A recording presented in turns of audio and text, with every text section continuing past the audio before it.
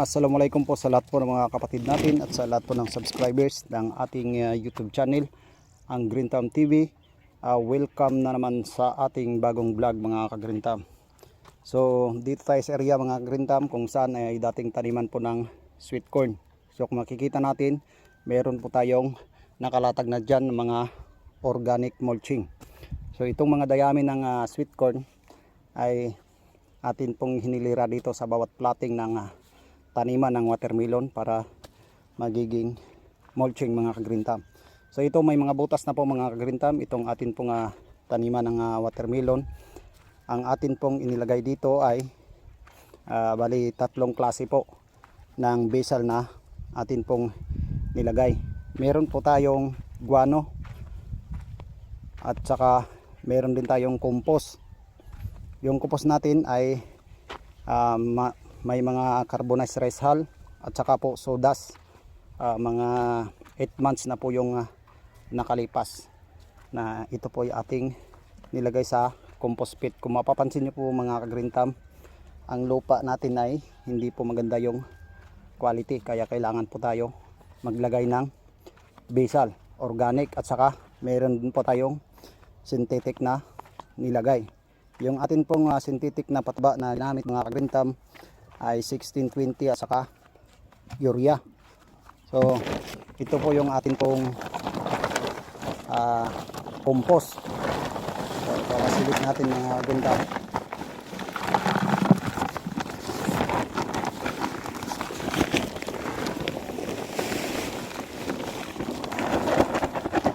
Yan, dilik sigo. Yan, may soda so at saka carbonized rice hull. So ito po yung pinakauna nating nilalagay sa butas mga ka-Green Thumb.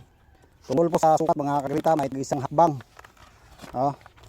Yung sukat sa bawat butas. May makikita tayong pinaka-mainline na kanal dito sa ating harapan. Ito po yung ating magiging daanan pag tayo po ay nag-i-spray. Kasi yung gapang nito mga ka-Green Thumb ay kabilaan na. Green Thumb. Kaya itong pinaka-mainline na kanal ay wala pong makikitang ano dito. Hindi po pwede gagapang yung ating tanim dito kasi mahaharangan tayo at masisira natin yung mga tanim. So silipin natin mga Green Thumb yung paglalagay po ng guano, compost at saka po synthetic na pataba. Ayan, tagdadalawang dakot mga Green Thumb bawat butas. Ayan, tas guano.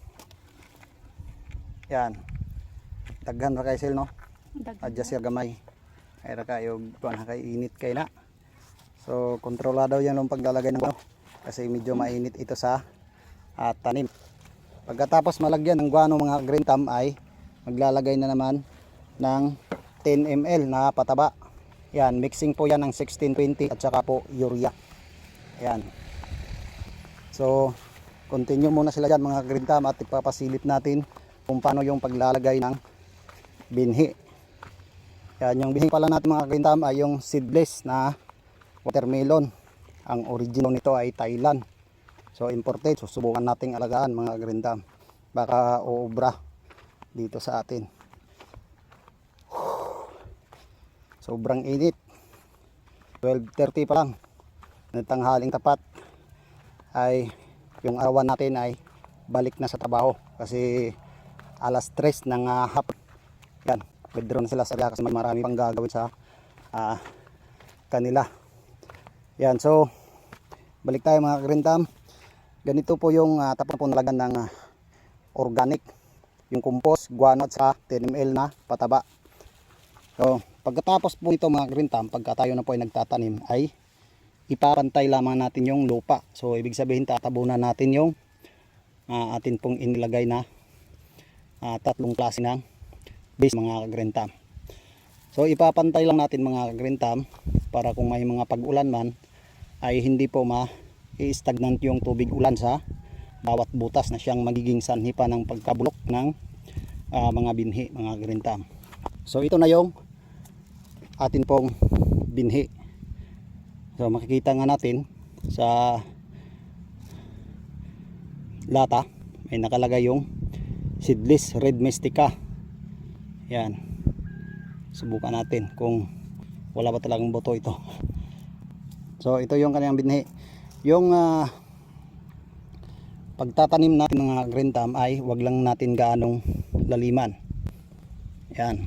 Kung ano po yung diameter ng binhi ay ita times 2 lang natin yung lalim ng pagkabaon.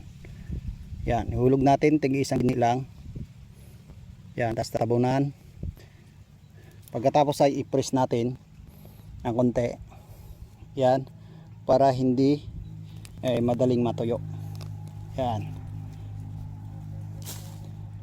So